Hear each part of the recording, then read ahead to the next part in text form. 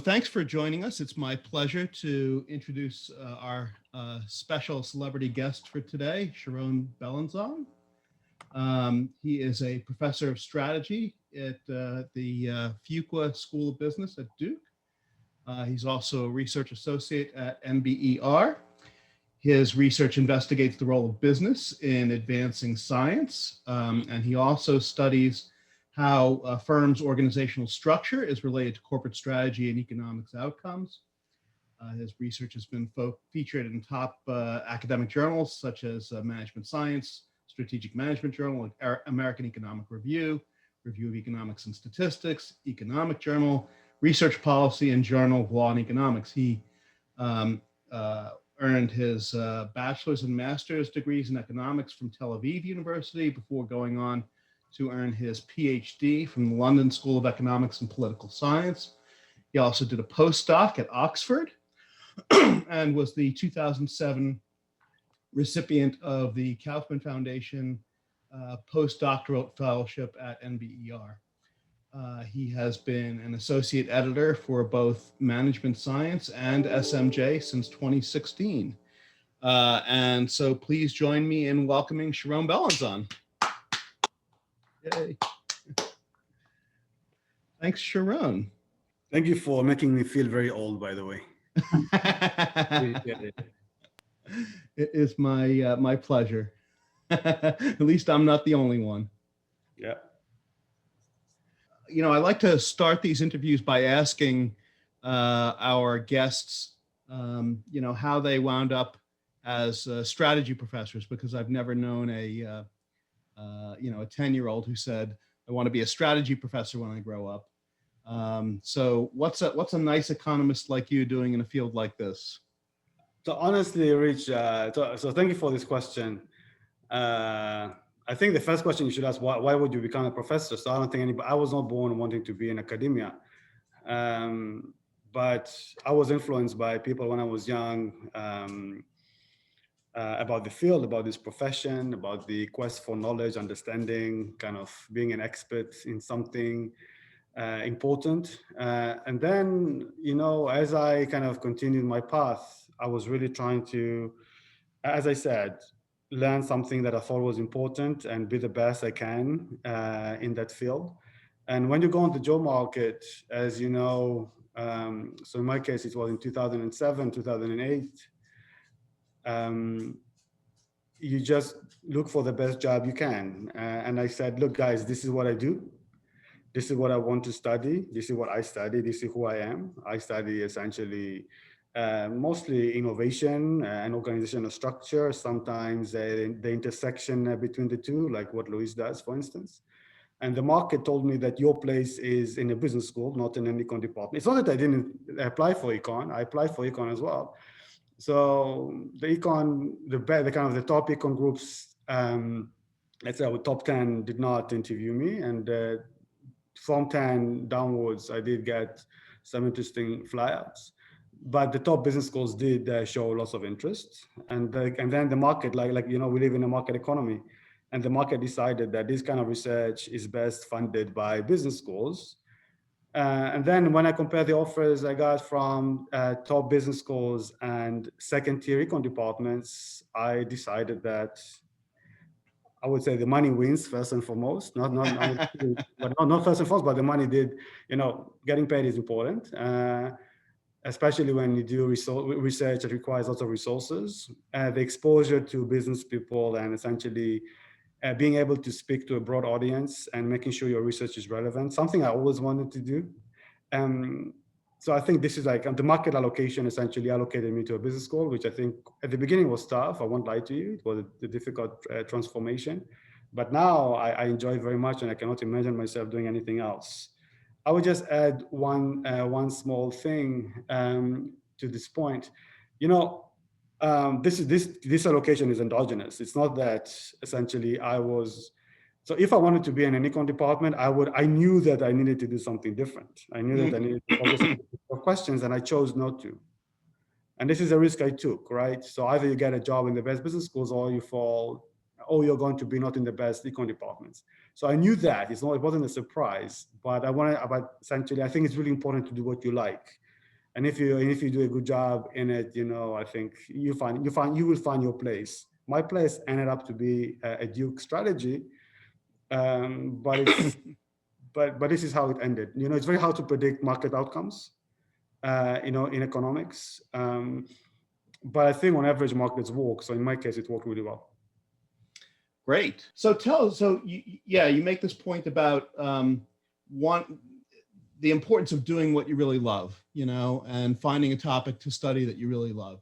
So tell us a little bit about the journey for you to find that topic. How did you, so you go and study economics, you've been in economics since undergraduate, you go into an economics PhD program, and how did you wind up finding these particular topics to study?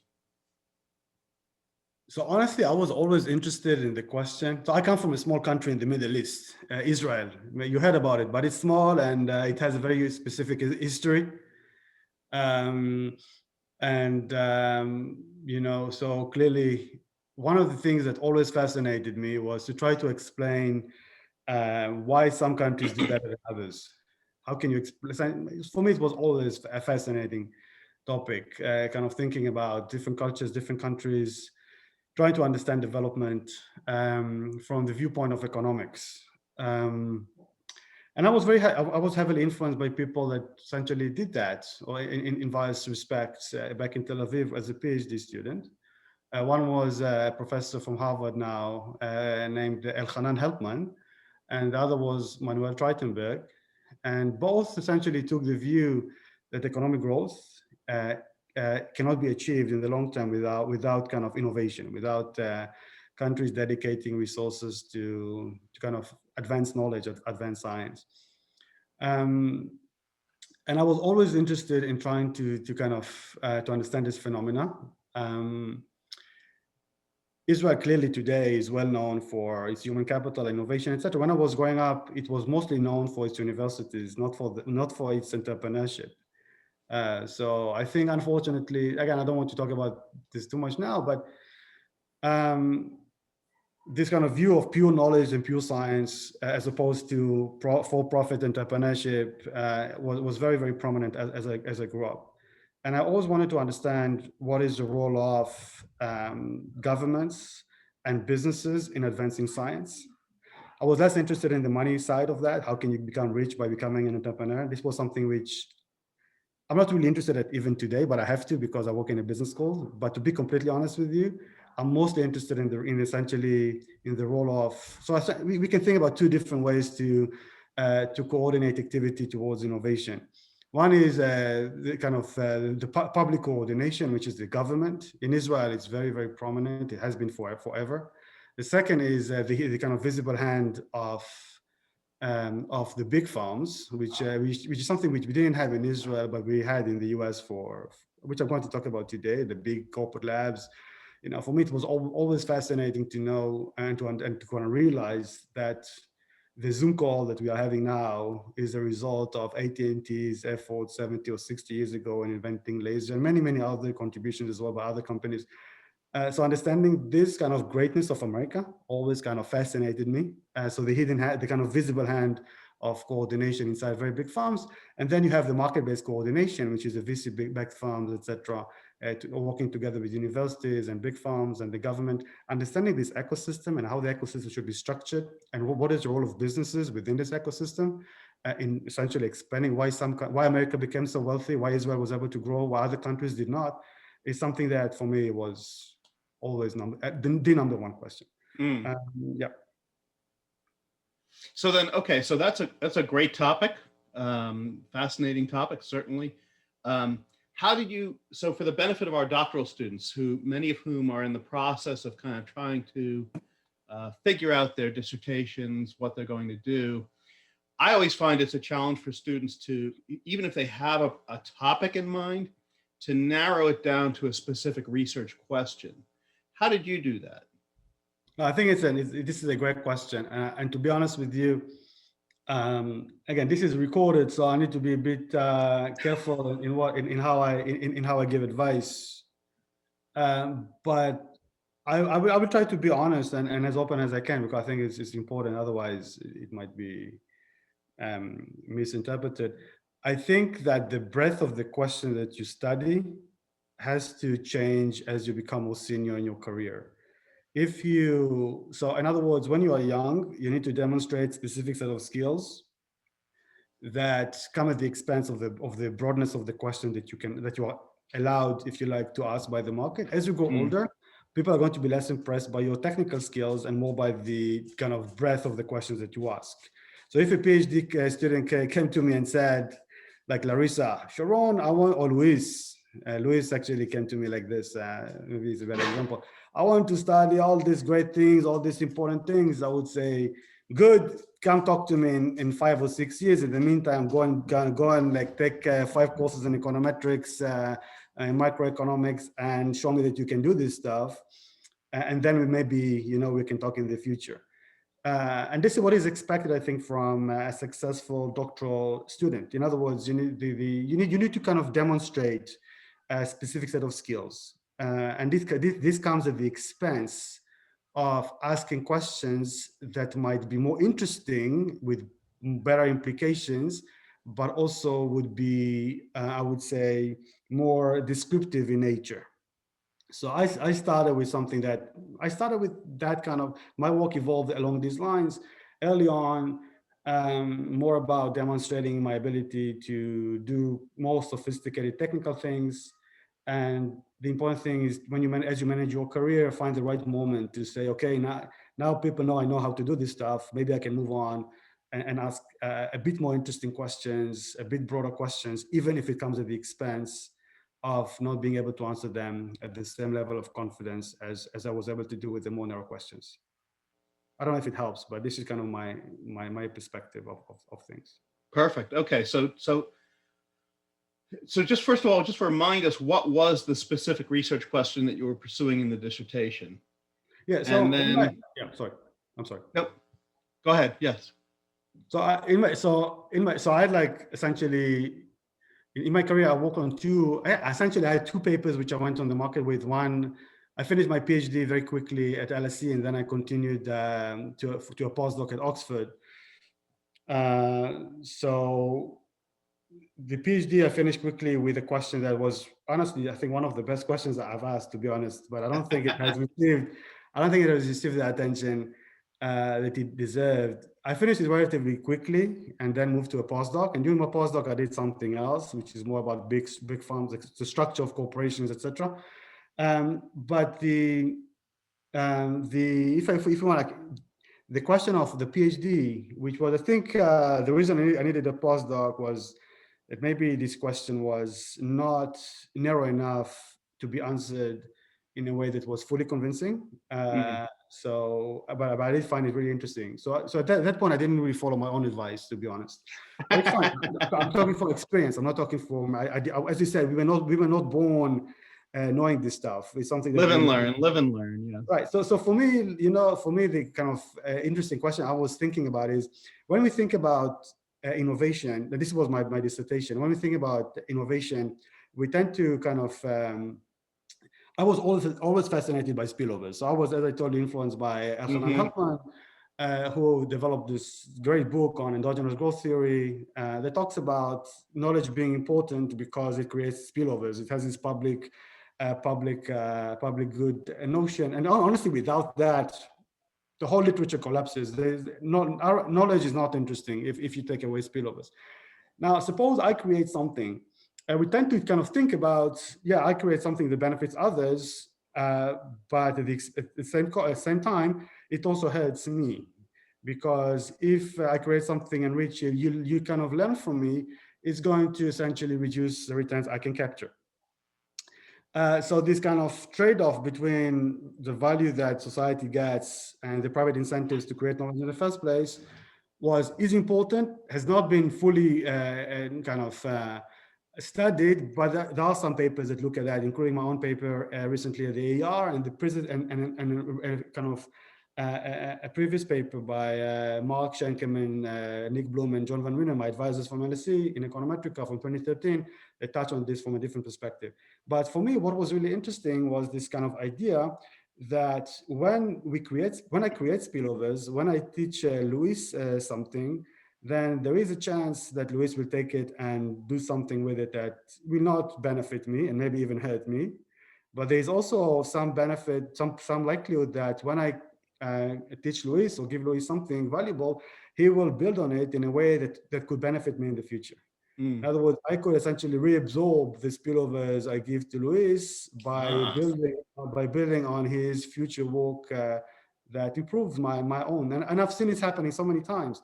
So I've seen cases, I did some case studies and I saw something like, for example, the famous EMI CT scanner example, where you see the original inventor create something, then lots of spillovers, and EMI just kind of loses everything.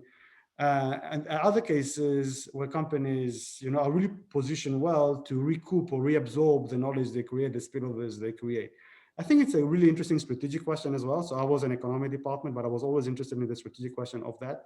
And then I was able to do some really cool stuff with it, like develop this data using pattern citations, classify different spillovers. It was very complicated back in the day, technically, to do.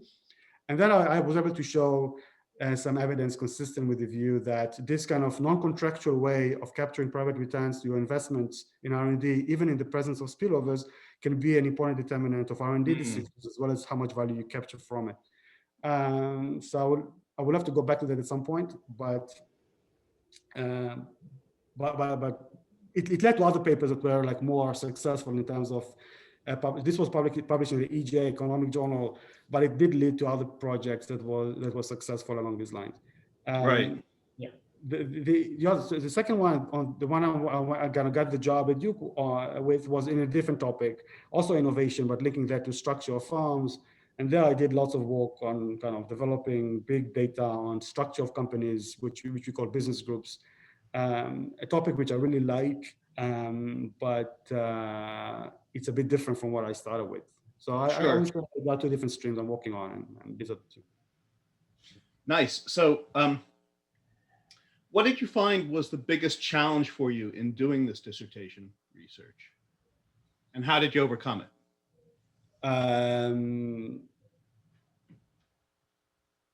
I don't think I had any big challenge. I just did what I liked. Okay. I That's never great thought to about. hear. I never thought. So the challenge comes when you try to monetize it and try to find a job. But this challenge comes after the work was done.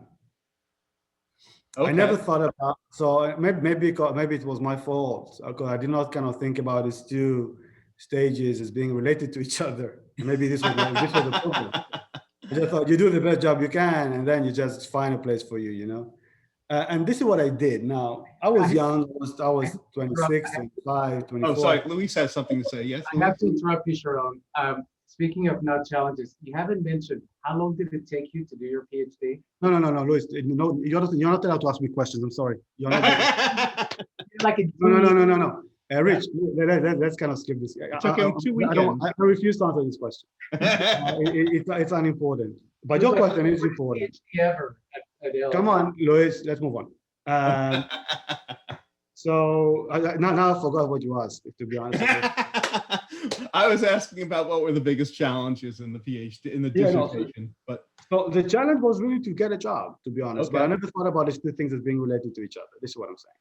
okay. And again, I was very young, and I always knew that if I cannot get an academic job, it's fine. I can do many other things. So I said I'm going to stay in academia only on my terms. And my terms this is what I want to do. This is what I think is important. This is my own ideas and kind of creativity. And for better of the worst, we'll see what it's worth. And if it's not worth enough, I'll do other things. If you do it at an older age, I think you need to be much more strategic. And we do have now in a business school people that are more experienced, more seasoned, more mature. Right. And I think when they approach these kind of problems and these kind of decisions, they have to be much more strategic because they come with more experience. They know what they want in life. They're in different stages in their career. And I find those people, with some exceptions, to be very successful. No, I'm just kidding. No exceptions, Luis. Okay, good. So, so tell me a little bit about, you mentioned that you have basically two streams of research and that sometimes they intersect. So tell us a little bit about how these two streams of research have developed and how they've influenced each other over the years. So Rich, I'll be honest with you. And this is a very idiosyncratic view. The questions I wanted to ask when I was like 12 or 15 years ago when I started in 2000, oh wow, 2003. Okay, I cannot guess because I would have said something. So 18 years ago, I was not able to do because we didn't have the data to do what I wanted to do. So I started with essentially the very similar set of questions I'm studying now, but now I have the resources, the data, and the tools to answer those questions. I didn't have them when I was young, so at some point I had to essentially move to areas where data was more readily available. And once data developed to a sufficient level, I was able to move back into the things which are really not really, but I started with, or I had this early passion for. So I would say it's more evolution of availability of data and methodologies that really changed in a period of 15 or 20 years. Not 20, 15. Okay. Cool. So let me just check the time here. Okay, yes. So you're, oh yeah, okay. That's what I want to ask next. So you've defined your two research interests, one as the role of business in advancing science, and the second as how firm organizational structure is related to corporate strategy and economic outcomes. Let me just take those one at a time. In the literature about the role of business in advancing science, what do you think are the most important unanswered questions at this point in that stream of research? What do we not know about the role of business in advancing science that we really ought to know by this point? So I'm writing a book on this topic now. So I think there are many things that we don't know, and we are trying to essentially clarify in the book as well as provide some answers. What I'm going to show you after the talk, I'm going to show you that the American ecosystem has changed in a significant way in the past 100 years, but more importantly, I would say in the past 30 years. And we have transitioned into an ecosystem that has some benefits and some costs relative to how things used to look like in the US after the Second World War. The first thing we don't know is what are the benefits and the costs. So we think we kind of have some ideas, but there is no systematic evidence that explains what are the kind of consequences of the changes in the ecosystem are to different types of industries and different types of fields.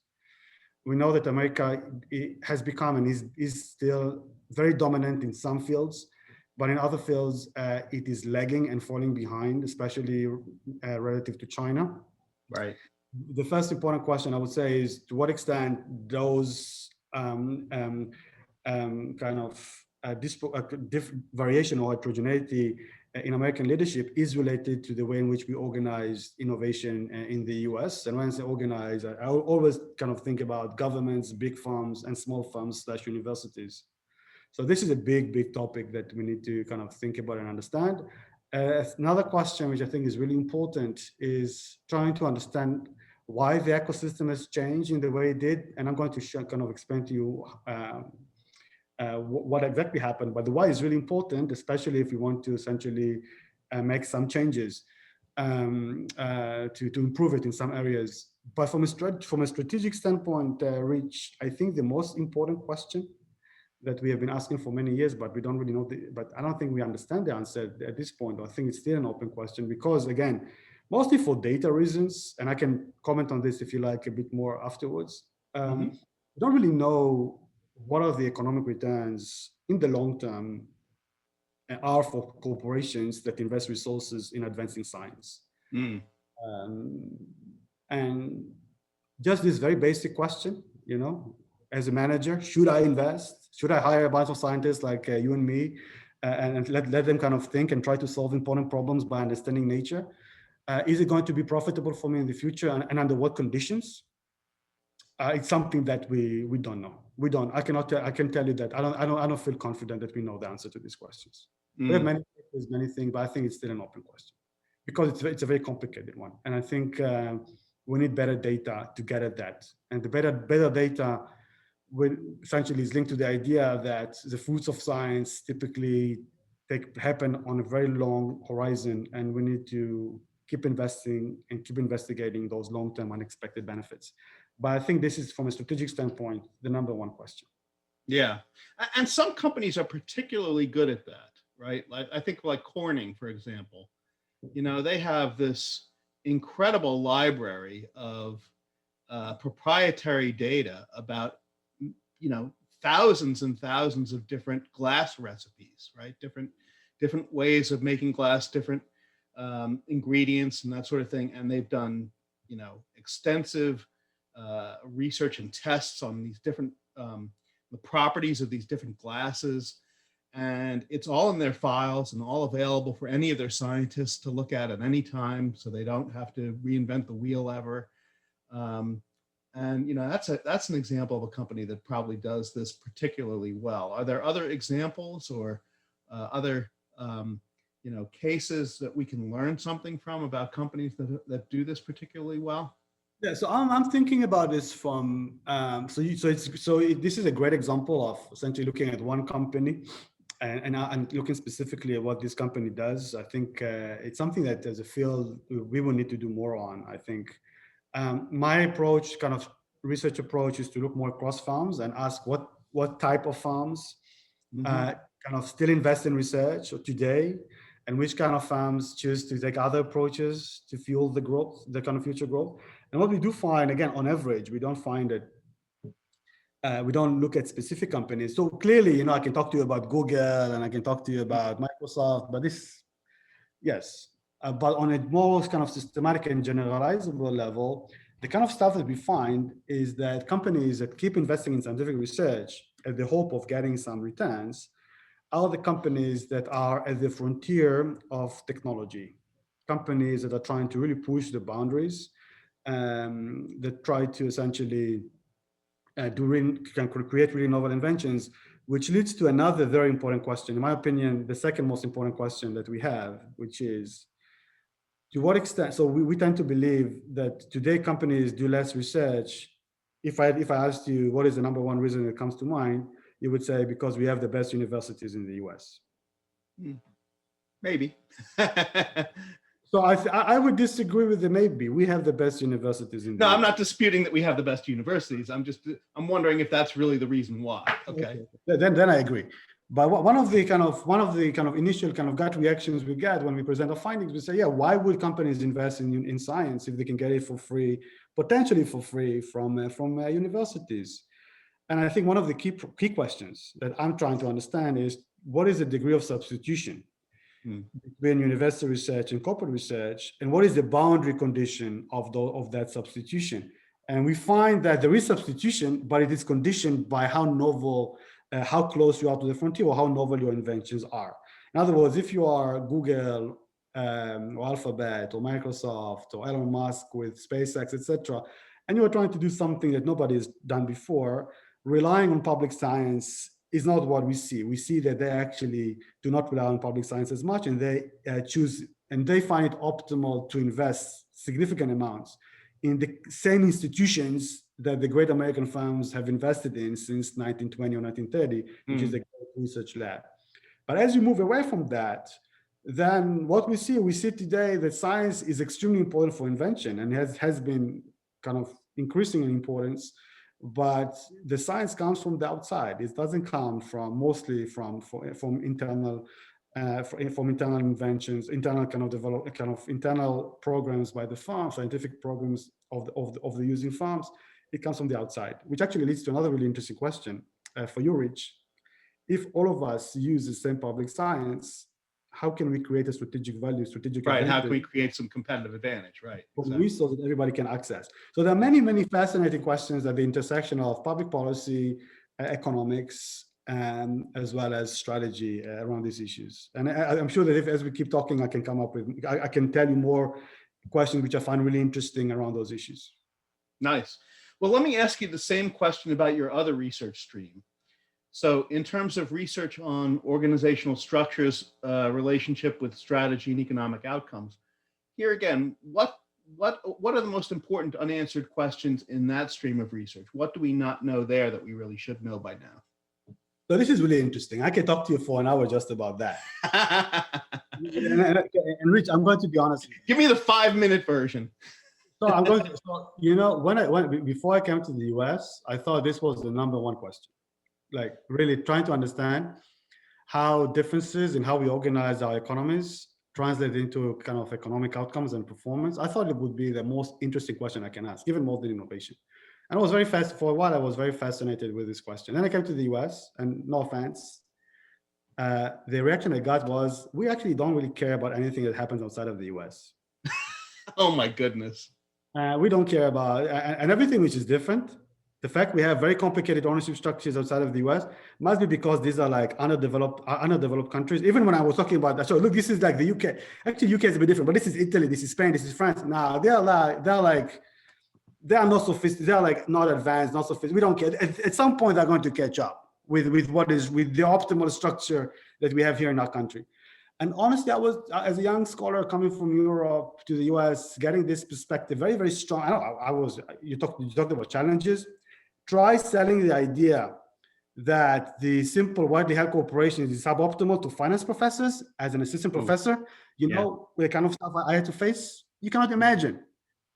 But today things are changing, and this is why I told you timing things is really important. Today things are changing, and now there are books and articles saying maybe the widely held corporation is not the best way to organize our economy. Maybe there are some issues that we need to understand. Maybe, you know, the structures in India and other places have some advantages, not in the US, but in India. I teach a whole course on this, and I enjoy every second of it. Academics, from an academic standpoint, maybe it's more difficult to convince people, and the fight is more uphill battle. But in terms of research and strategy, I think is interesting. But I think the best returns I get is when I talk to kind of normal people outside of academia that actually come from other countries, and they care about comparing this kind of the institutions and structures in the US to their own country, and actually learning that maybe the US system is not the best in terms of the best fit, not what the best, but the best fit in every country. And that, you know, when you go to different countries, the role of the nature of the firm changes in response to the development of the institutions. And you cannot think about a firm in the US the same as a firm in India or in the UK, because the institutions in the US are very different. This view is something that, again, when I teach my emerging market course, I think it works really well. But in terms of the academic audience, it has been more difficult to find an obvious audience for that. And in terms of more instrumental kind of career development, choices I made was to link it more closely to innovation, because this is where it is easier for me to essentially have a voice. So hopefully it was a very long-winded way of trying to answer your question. But honestly, I think people don't even ask, you ask me what are the unanswered questions. I don't think people are even thinking about the right questions at that point. I think people are so entrenched in old views and perspectives about the world. And again, if there is enough interest in trying to compare things, I don't think we can learn from other countries about what is the best way to organize our economy. I don't think we should look like India or France. But definitely we can learn about how we should advise those countries to look like, or how we should, where we kind of examine different strategies. We should take into account those kind of differences. It's really, in my opinion, fascinating question. I will not advise PhD students to work on it. And to be honest, none of my PhD students, and I've advised plenty, have worked on those issues, because I think the market for those kind of people, unfortunately, is not deep enough in the US. Right. Which provides me with the kind of the perfect segue to my next question, because you mentioned about advising PhD students. I did notice that you are, in fact, the head of the strategy PhD program at Duke, and that you have served as an advisor to at least 9 doctoral students, including our own Luis Rios. And so my question is, what do you think is the most important piece of advice that you give to your own doctoral students? Understand what you don't know and develop the skills that you need to in order to be able to address questions that you may think that you can address, but actually you can't. So you have to essentially earn your stripes, and you need to essentially, and students can choose not to, and sometimes they choose that I don't want to do what you tell me for 3 years. They go and work with somebody else, and it's fine. And sometimes it works out, sometimes it doesn't. But in my case, I'm quite strict in making sure students first see how research is done. They take a very active part in it. All my students are my co-authors. Mm-hmm. And clearly, I'm very open to everything they say, but they have to follow my lead. After that, I hope, and it's my dream, that the students can take the lead. Mm-hmm. And sometimes I'll be a part of that, and sometimes I'm not. It doesn't matter for me. But my dream is to have a student like Luis and Larissa in the future and others that will do their own thing. But this thing is going to be based on a strong foundation. And this is kind of what we are trying to give them at Duke. I actually, having been a particularly arrogant doctoral student myself, who thought he knew it all, as the older I get, the less I know. By the way, let me tell you two things. One about me, I was also arrogant PhD student. And again, I'm talking from experience, because as an arrogant PhD student, I actually paid a price, I think. Me too. For not listening more. And I want my students not to pay the same price as I did. Me too. Exactly. That's what I was going to say. And the second thing is, I typically work closely with Ashish, who you also interviewed. Yes. Ashish just won an award recently, and Alfonso Gambardella made a speech about Ashish. And one of the things I want to mention, Alfonso essentially said, the first I met Ashish, he said, he met Ashish in Stanford as a PhD student. I don't know if Ashish told you this or not. Well, both of them have been on this channel here. So he said, and when they were sitting in Stanford, they had this lunch, and one of the professors came and asked, why are you doing a PhD? So people were saying, I want to learn, I want to and she said, because I want to essentially be able to say what I want to say now, but I want people to listen to me. And this I can do only if So I think both Ashish and I come from a background where we think we know all, and as a PhD students, we think that we know things, and we were arrogant when we were younger, and I think both of us know it was a mistake, and I think both of us realize that even if it works out in the future, it's not the right thing to be as a PhD student.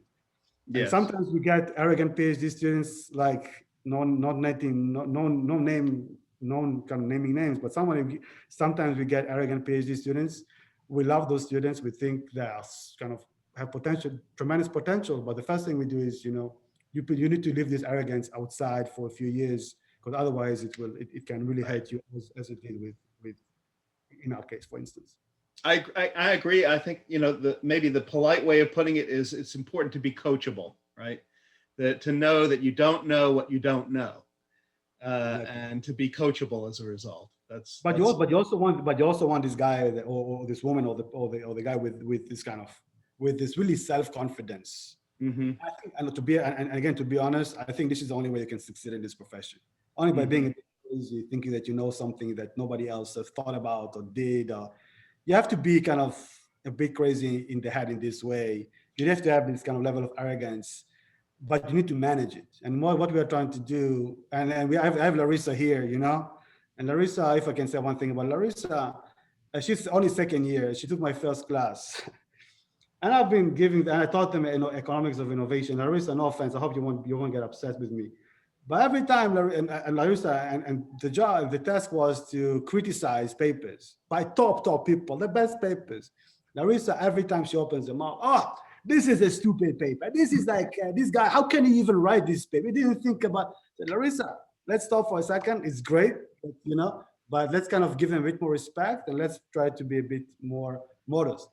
But this is what you want. You want to be able to manage someone like that, and not someone that just kind of, bows and like kisses the feet of those people, because that those people will never be able to compete at the level that you want if they have this level of respect. So you have to be disrespectful at some level, right? our job is to make sure that this level of disrespect will not come at the way of learning and eventually be successful.